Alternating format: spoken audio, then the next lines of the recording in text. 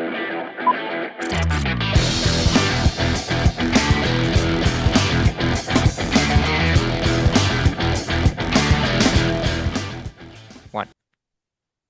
Hello, race fans, and another Race Face Drive in 5 takes center stage on raceface.tv. Jacob Seelman back now with Colton Kelly, who is coming off a pair of races in September, one of which was really crazy for you. You end up with two top five finishes in the month, which I know is a great deal. The last race of the season at for you at Mobile International Speedway. We'll start with that one because you got a top three finish in that race, and we're actually somewhat chasing down the leaders towards the tail end of it. That one was wild, though. Take me back to what you remember from that race and kind of how it ended up for you, because I know you and I were talking about it before we started recording here that that might have been the strongest race that you've had all season at Mobile.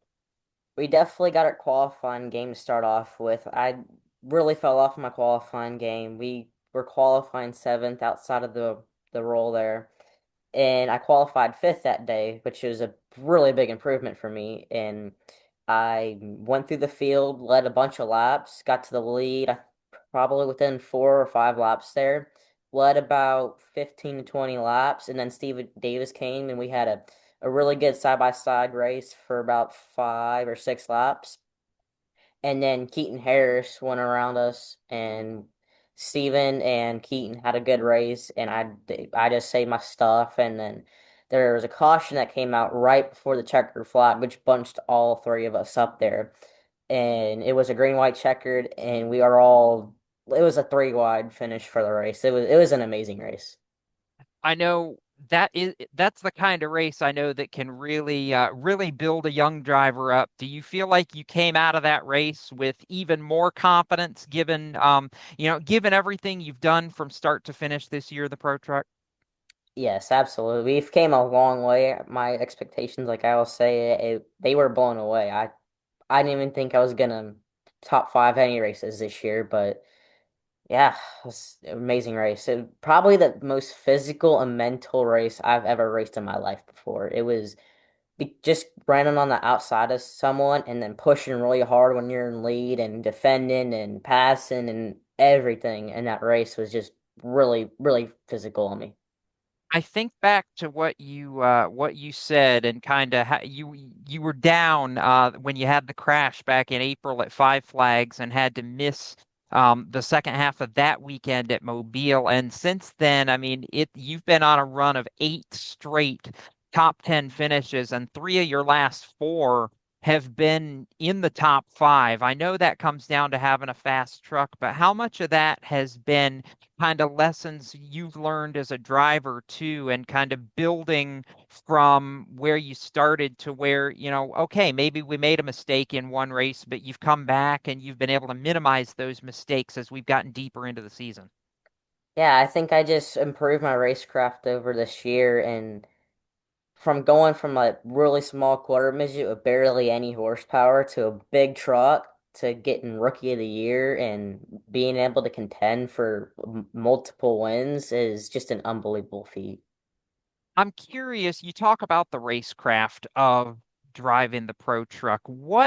Is that like, if you can put it into words, compared to where you were with the quarter midget? Because those races go by so quickly, and with the open wheels, you've got to avoid contact, or you're going to end up spun around or on your side. Whereas I know a couple times this year, you've had to learn in the pro truck where, kind of where the limit is as far as, leaning on somebody a little bit. You've kept yourself remarkably clean, but just knowing that the ability is there if you have to get close quarters that you can do it. In quarter midgets, you really got to focus on your surroundings because there's no mirrors, and you don't know if someone's coming behind you, or they don't know if you're coming behind them, or who's on the inside or outside. You really don't know until it's too late. And that's why I always say it's a really good place to start off with because you kind of build your surrounding type stuff. But with the trucks, you have mirrors and you have spotters, and you know when someone's coming up on you to when they get to you or when you get to them, know what to do in that situation instead of it being, well, we'll just see how it plays out. So you had the race at Mobile, finished third there, and then not this past weekend, but the week before, you got a chance. I called it kind of a redemption race going in for you, getting to go back to Five Flags after the crash that you had back in April, to get to go back there and run strong like you did at Mobile, but come home with a fourth place finish. Was that almost a relief in at least a little bit of a way, just that you were able to put the crash behind you and go out, show so much of what you've learned, and really come home with not just a strong finish, but a clean truck too?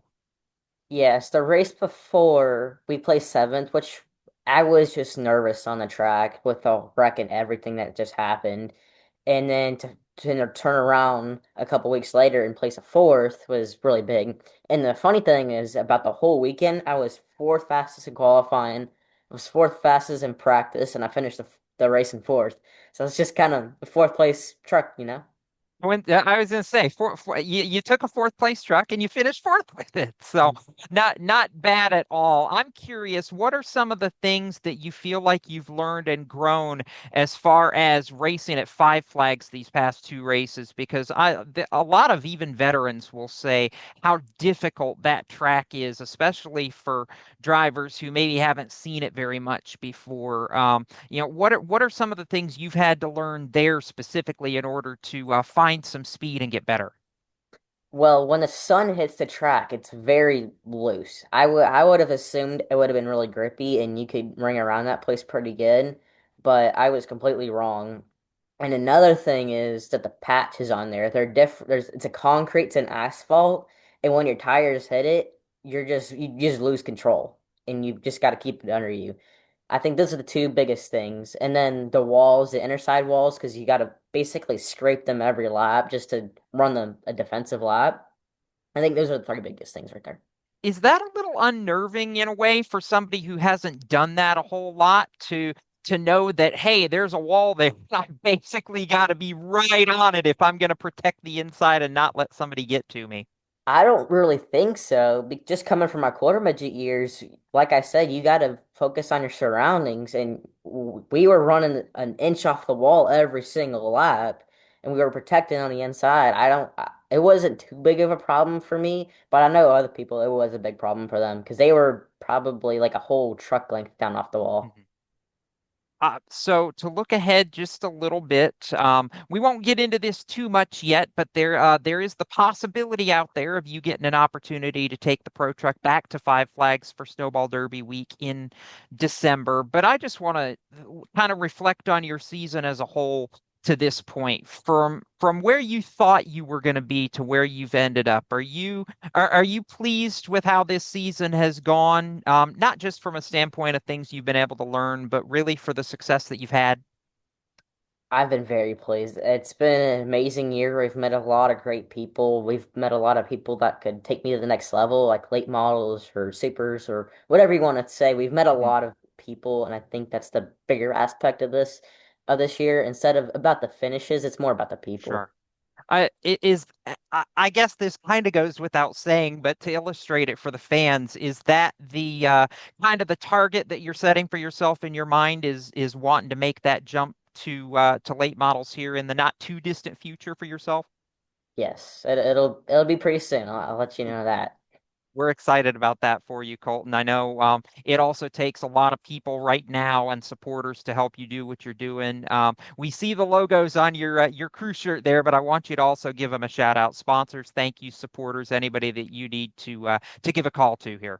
Yes, I want to thank Pave America, Southern Protection Agency, Southern Drywall, JJC Electrical, and Construction Express. And we'll also let fans who are watching this Drive in 5 know that you can follow Colton's racing endeavors on Facebook by searching CLK Motorsports or visit his website at coltonkellyracing.com for more. Colton, always great, lot of fun having you on here. And I'm curious before we let you go, outside the race car, has there been any? I know you've been back in school and there's been other sports stuff getting ready probably to go on for you here going into the fall and winter. Is there anything else fun outside the helmet that you've been doing that you want to share? Yes, I do sporting clays on the side pretty professionally, and last year I won state in it for skeet, and I also love to play soccer too. And I'm okay at it, but I do like to play soccer. but we will definitely be shooting for sure. That's going to be a lot of fun to watch. And when we get going here into the getting closer to the off-season drive M5s, we'll have some fun letting all the fans know what you're doing outside the helmet for a while, Colton. Always a pleasure having you on, and appreciate the time. All right, thank you. That's Colton Kelly. Again, I'm Jacob Seelman. This has been another Race Face Drive in 5, and we're back with more next time on raceface.tv.